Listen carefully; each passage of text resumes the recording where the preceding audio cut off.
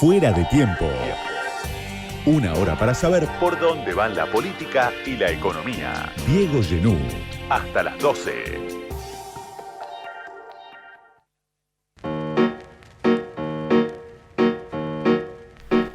Pompeyo Audiver casi que no necesita presentación, actor, director, dramaturgo, docente, y dirigiendo y protagonizando una unipersonal muy impactante desde hace tiempo, Habitación Macbeth, la obra basada en la obra de Shakespeare, este año en el Metropolitan, los martes y los miércoles. Gracias, Pompeyo, por venir a este programa que se llama casualmente Fuera de Tiempo. Buenísimo el nombre, me encantó.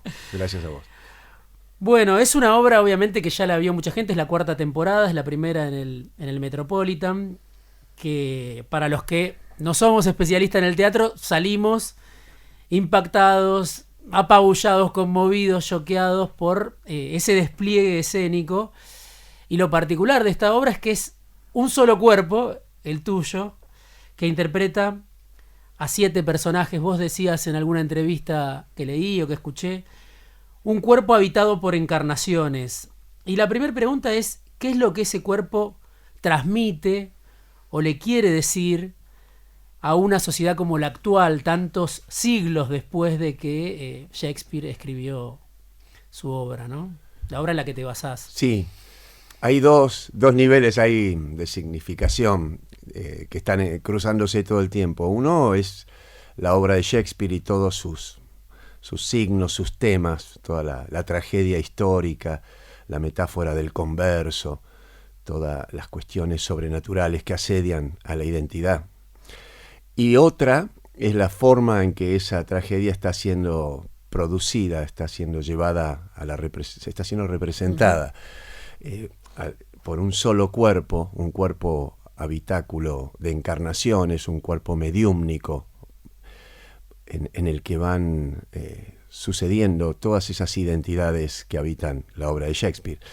Esa forma de producción de algún modo es una señal muy poderosa al respecto de la propia identidad, al respecto de una valencia que tiene nuestra identidad cuando es desparasitada del yo y la identidad queda en pelotas. Es una identidad de estructura, una identidad poética, sagrada, que esa es la gran metáfora del teatro siempre, ¿no? Dar con esa identidad sagrada, eso que somos más allá de nosotros mismos, no solamente a nivel individual, sino también a nivel colectivo.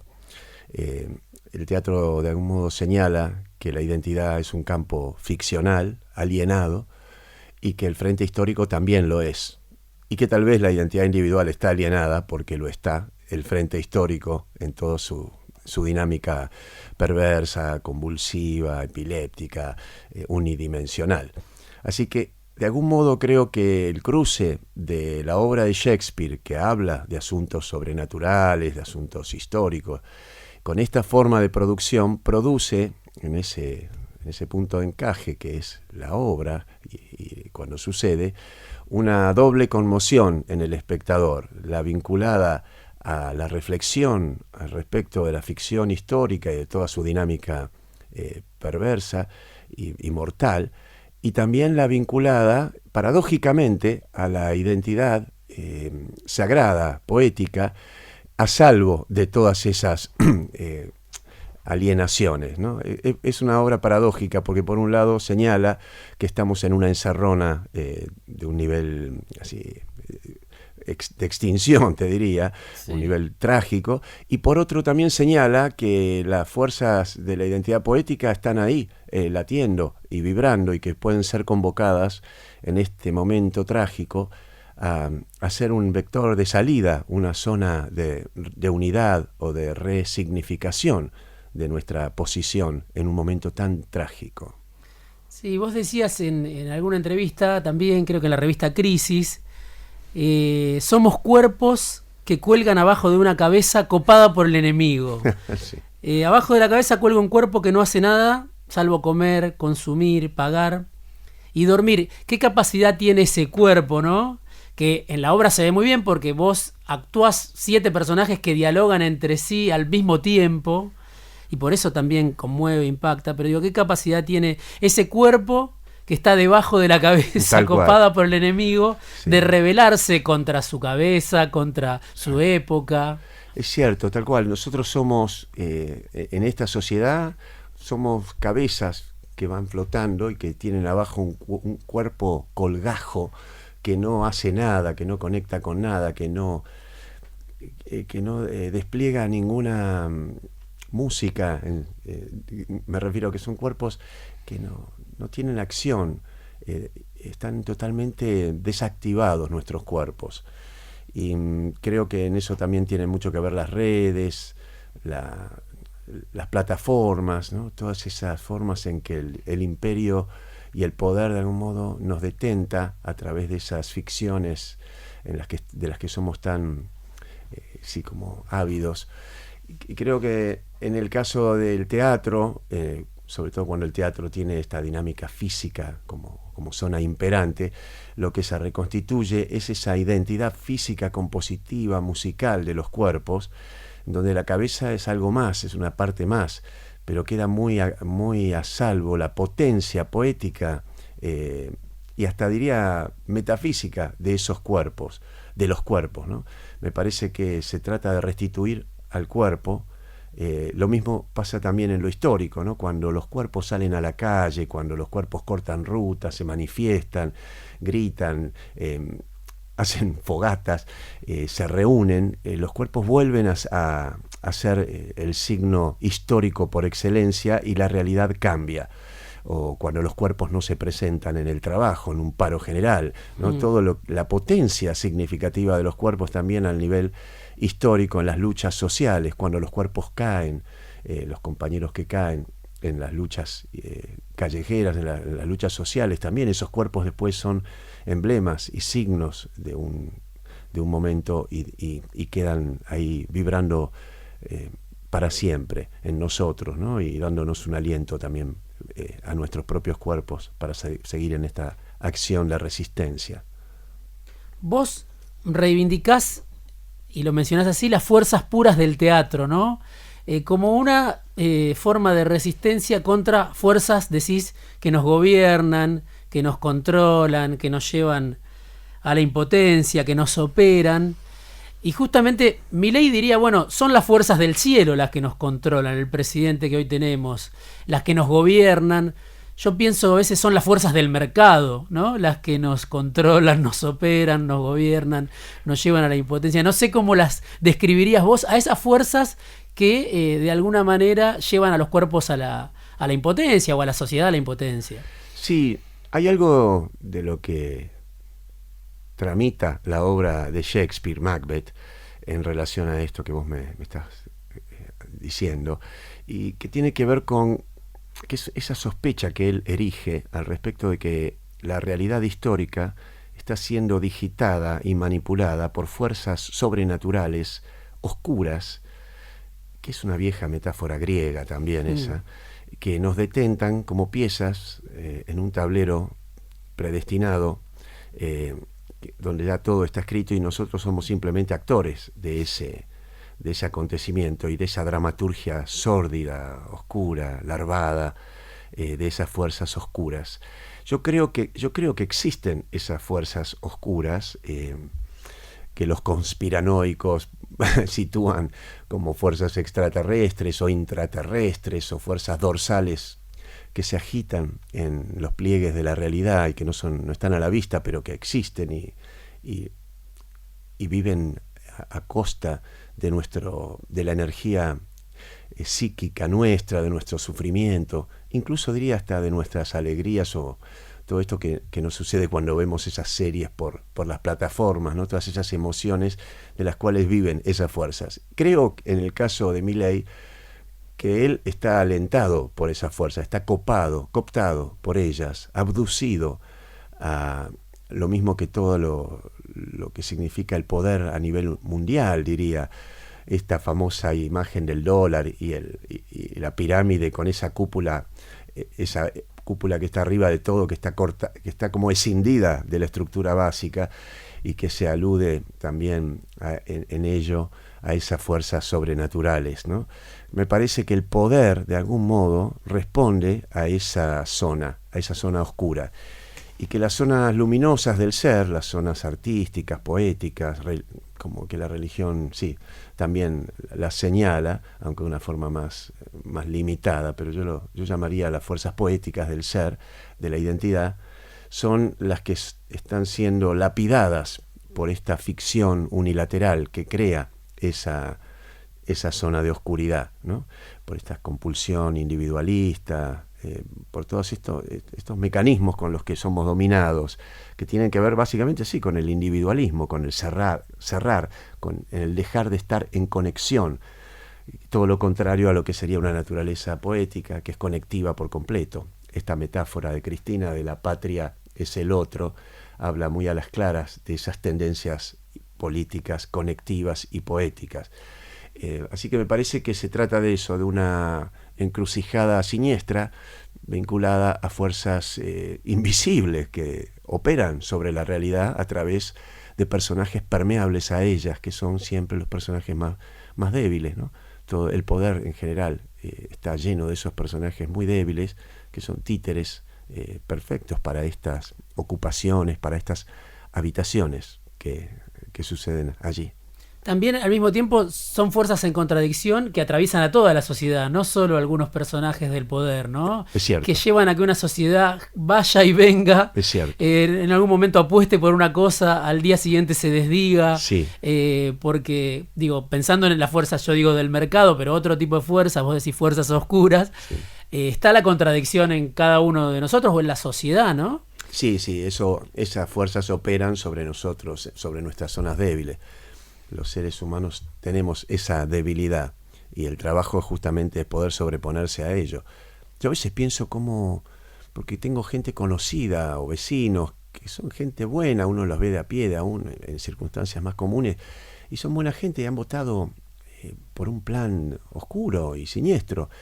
Y sin embargo ellos no lo son, sino que son aspectos de ellos que por ahí ceden a esas tentaciones que también están siendo por los medios de algún modo artificialmente inoculadas, porque uno también ve eso, ¿no? Como han podido inocular a través de los medios una subjetividad pasmada, miedosa, tendiente como a emparejarse con eso que los medios dicen. Entonces toman esa debilidad de los seres y la formatean, ¿no? Yo creo que hay mucho de formateo más que de una condición. En cambio, en ciertos seres hay ya una condición que son justamente los que operan la dirección de estos planes, ¿no? Pero lo hacen sobre esa característica que tenemos los seres humanos de ser tan permeables a las influencias, ¿no? De no poder sostenernos más allá de estar solos con nuestro pensamiento, porque a veces se trata también de poder bancarse, pensar distinto a todos los demás, ¿no? Es cierto que uno va articulando ahí las posiciones. Yo, por ejemplo, siento que políticamente en el baño soy anarquista, en la cocina soy trotskista, en el comedor soy socialista y en la vereda banco Proyecto Nacional y Popular. Me voy adaptando también según sean las condiciones a lo que serían mis pensamientos más radicalizados, pero de ahí a pasarse a un pensamiento totalmente individualista, no sé qué es lo que hace que uno pueda caer en eso, pero bueno, así estamos. La obra, Habitación Macbeth, la obra de Shakespeare, escrita hace más de 4 siglos, habla del poder, habla de la traición, habla de Macbeth finalmente cometiendo el crimen contra el rey, Duncan. Habla de, vos lo mencionás así en el texto, la política es cuchillo y traición. Y sonrisas. Y sonrisas, cuchillo Sí. y sonrisas. ¿Qué de esa obra pensás permanece en el tiempo? ¿Qué te impactó cuando la preparaste durante la pandemia, Sí. En la costa, y dijiste, voy a hacer unipersonal? ¿Qué fue lo que dijiste, esto sigue vigente 4 siglos después y nos habla del poder? Sí.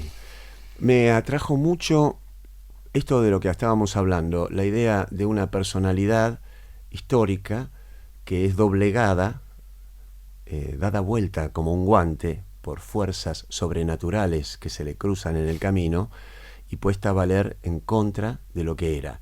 Un personaje noble, servidor de su rey, de su país, que vuelve de ganar una batalla para los suyos y que a través de estos vaticinios que recibe en un cruce de caminos se vuelve un asesino compulsivo en busca del poder. La metáfora del converso.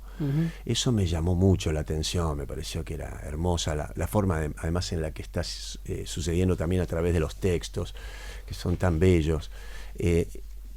Y me parece que se trata de eso también, ¿no? De un señalamiento que hace Shakespeare al respecto de esa identidad frágil que somos, ¿no? Y que es maleable y transformable a partir de influencias siniestras. Eso me llamó mucho la atención. Yo creo que sí, que Shakespeare lo que hace es erigir unos espejos y después arroja un piedrazo en ese espejo y revela que esa apariencia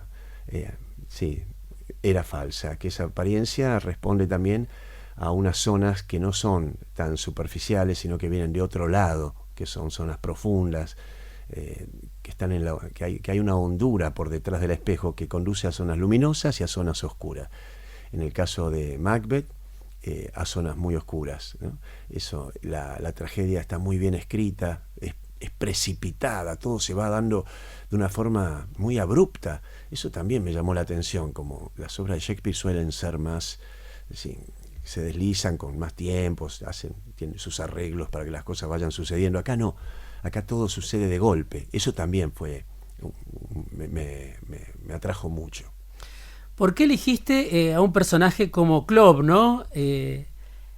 El sirviente de Ham en Fin de Partida, o sea, un personaje de Beckett, si no me equivoco, vos lo traés a la obra de Shakespeare y decís, bueno, es un personaje que está, de alguna manera, es un ser arrasado en un lugar fuera del tiempo, en una zona de extinción, una suerte de sobreviviente de un mundo que se derrumba, de un mundo que se extingue. ¿Por qué elegiste contar esta historia a través de él?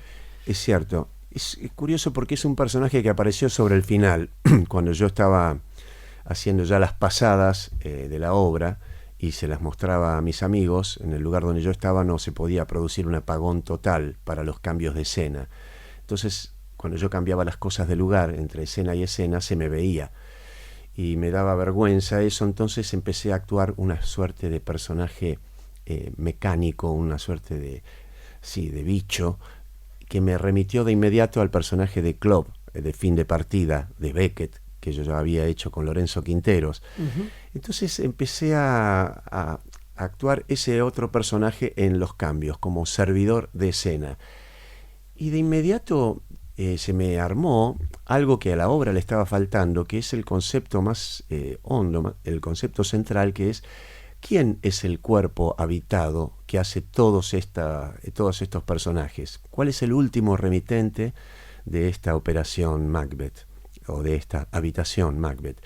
Y ahí lo descubrí, es Club, el personaje de Fin de Partida, un personaje afásico, que es un mecanismo, que todas las noches cuando se prende la luz lo único que sabe hacer es volver a hacer la tragedia Macbeth, y para eso dispone las cosas de una manera y luego interpreta la tragedia.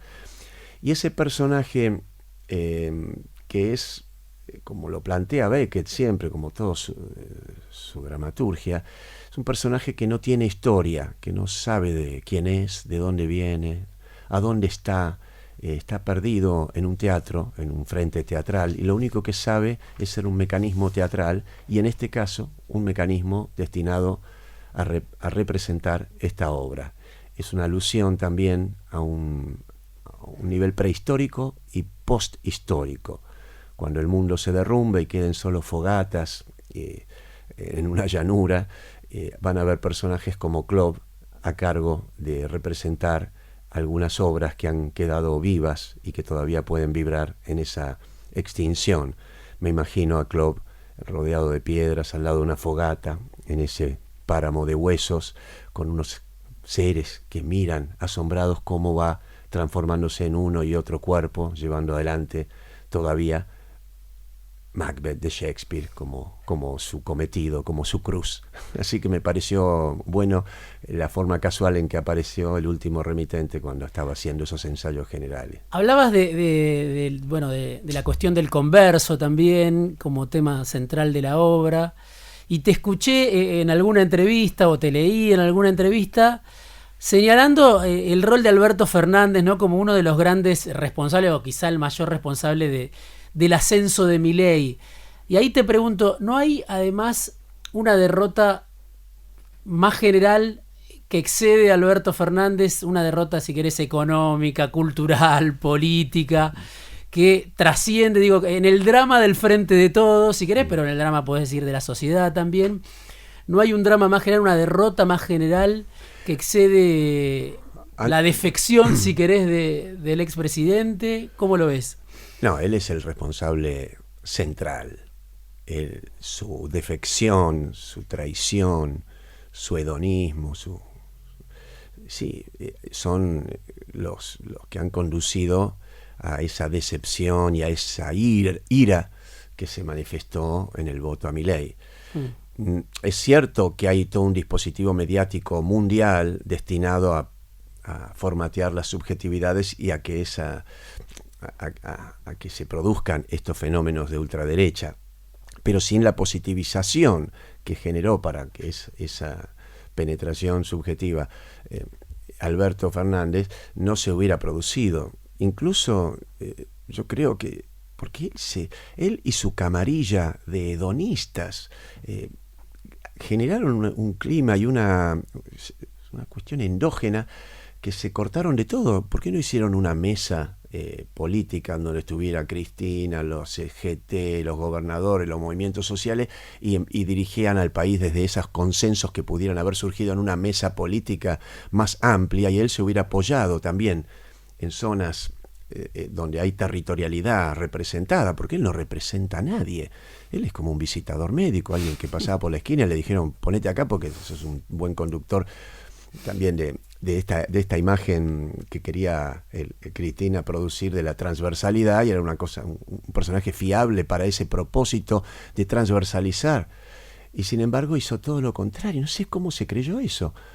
O sea que él me parece que es un responsable central. También fijémonos que así todo, con él y todo, estuvimos a 3 puntos de ganar las elecciones. Con lo cual también pienso que si la hubiera hecho mínimamente mejor, sin haber hecho todas esas defecciones, no hubiéramos terminado ahora en esto. Estaríamos bajo la égida así de Massa, que no sé qué sería, ¿no? También, por Dios. Pero bueno, creo que ahora el tema es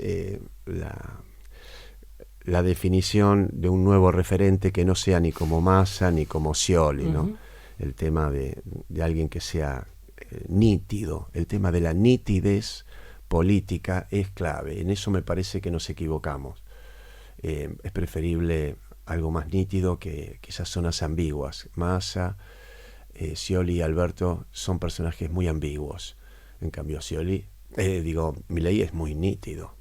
Kicillof es nítido. Yo prefiero eso, la nitidez. Hablas mucho del frente histórico, que uno puede decir es la realidad, es el poder, ¿no? Es lo que está en la superficie, como algo que es ficcional. Sí. ¿Cómo se desbarata esa ficción en la que de alguna manera estamos todos involucrados, ¿no? Sí.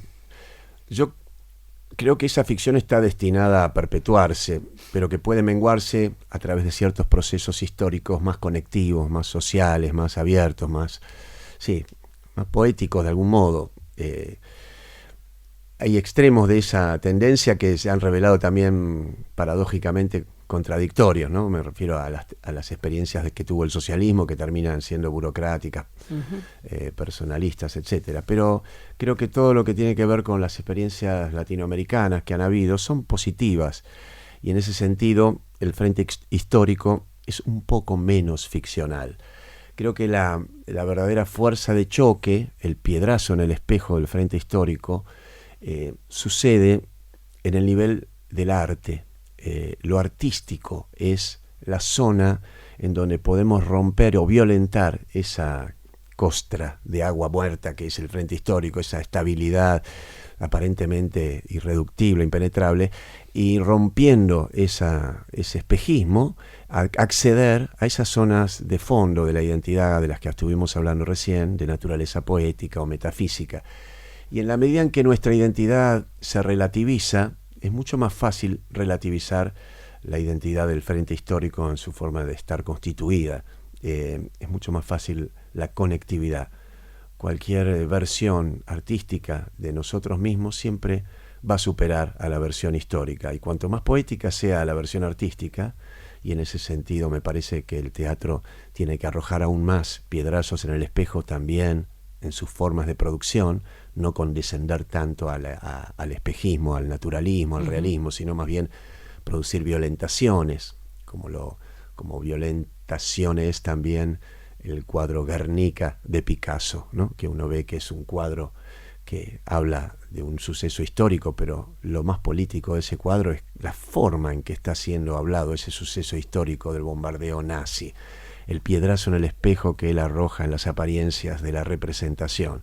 Entonces me parece que en esa medida en que el arte empiece a constituirse más en una identidad social y que esté más en juego en la sociedad lo artístico, y que para eso hacen falta gobiernos populares, va a ser más fácil de romper el espejo del poder que el capitalismo está instalando todo el tiempo con sus mecanismos constantes y premeditados, y dar con nosotros mismos a otra escala. Habitación Macbeth en el Teatro Metropolitan los martes y los miércoles. Y además me decías, los fines de semana también hay gira. Hay gira, sí. Lo pueden encontrar, lo pueden ver. Es la 4ª temporada sí. de Habitación Macbeth. Estuvo en el Centro Cultural de la Cooperación. Ahora en el Metropolitan, 7 personajes hace Pompeyo Diver. Una obra conmovedora, impactante. Salís distinto de lo que entrás. Así que gracias, Pompeyo, por haber venido a este programa. Gracias a vos, la pasé muy bien. Fuera de tiempo. Una hora para entender la política. Buenísimo. Sí, gracias. Diego Genú. Bueno, nos vemos pronto. Sí. Muchas gracias. Te voy a invitar.